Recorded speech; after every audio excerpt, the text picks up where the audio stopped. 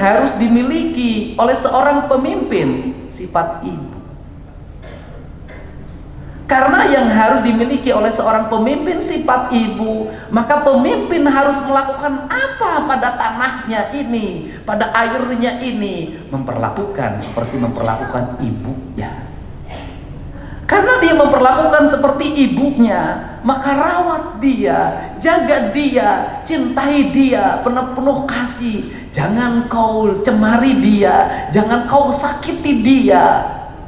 Maka hubungan antara pemimpin dan istrinya dengan tanahnya akan terikat dengan kuat. Karena terikat dengan kuat, maka dia bersenyawa. Karena dia bersenyawa, maka tanah itu menjadi sesuatu yang hidup. Dan saya termasuk orang yang punya keyakinan, ketika saya memungut sampah, maka air yang di sampah itu akan bercerita pada air di tempat lain. Ketika saya membuka ruang-ruang pori-pori tanah agar air jatuh, maka tanahnya akan bercerita pada yang lain. Ketika ada burung yang patah sayapnya, kemudian saya urus sampai dia terbangkan, maka burung itu akan bercerita pada yang lain. Karena saya selalu meyakini alam ini adalah satu kesatuan ekosistem yang tidak bisa dipisahkan. Maka matahari, air, udara, tanah, semuanya saling bersahutan dan mereka saling berbicara satu sama lain. Mana yang harus dia doakan, mana yang harus dia beri jalan, mana yang harus dia selamatkan, mana yang harus dia musnahkan. Kerangka dasar itulah yang melahirkan metodologi kepemimpinan. Sehingga ketika saya ditanya bagaimana cara melakukan pengelolaan uang negara, saya selalu mengatakan saya cukup belajar pada ibu saya, nggak usah belajar pada yang lain. Kenapa belajar pada ibu saya? Ibu saya anaknya 9, sekolah SD pun tidak tamat, cuma sampai kelas 1, tidak bisa baca tulis, tetapi dia bisa membesarkan ke-9 anaknya dengan sehat, tumbuh dengan baik.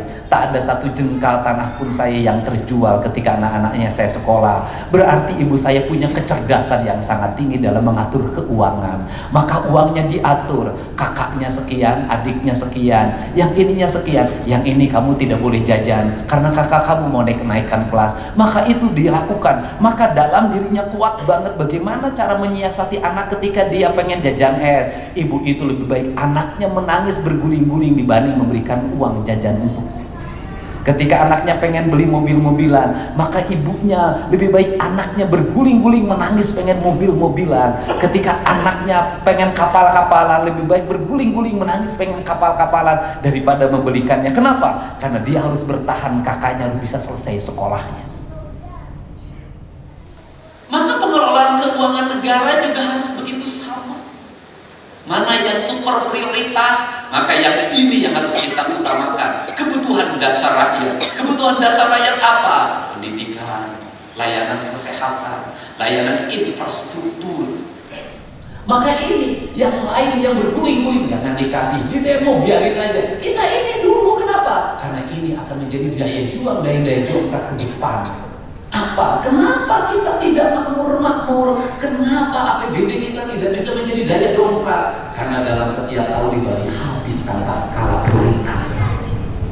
Akhirnya apa? Kalur desiungan, tahanan berakar. Prinsip dasar pengelolaan rumah tangga itu apa dalam kaidah ibu saya? Saeutik mahi lobanya isa. Karena saeutik mahi lobanya isa, maka ibunya menjadi seorang yang kreatif. Bagaimana menjadi seorang yang kreatif? Gak ada kata sekarang stunting.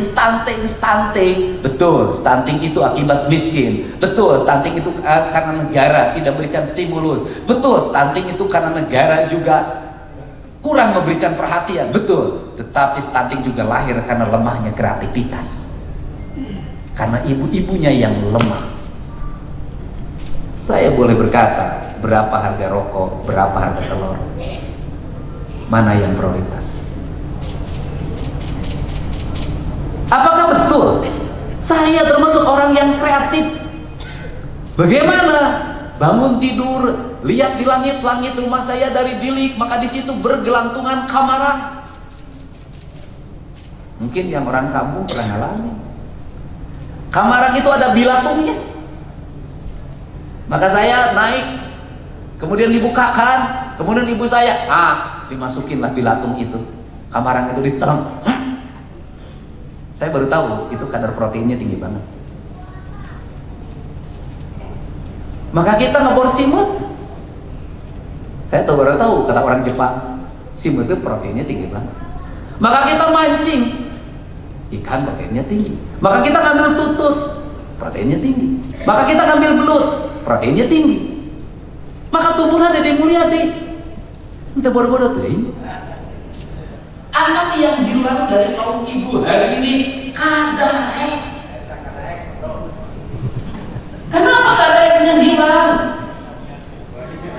Nyese nggak sembuh, nyetrika nggak sembuh, semuanya sudah tidak mau. Apa sih yang problem hari ini? Hilangnya kreativitas. Apa yang ingat tuh? Hati-hati negara dalam membuat kebijakan. Jangan juga betul negara bertanggung jawab pada A kemiskinannya, pada B, pada C. Tapi ingat juga, tidak semuanya juga subsidi negara diberikan pada orang yang disuapin terus-terus, orang yang tumbuh. Tidak, dia tetap sepanjangnya menjadi miskin. Hati-hati.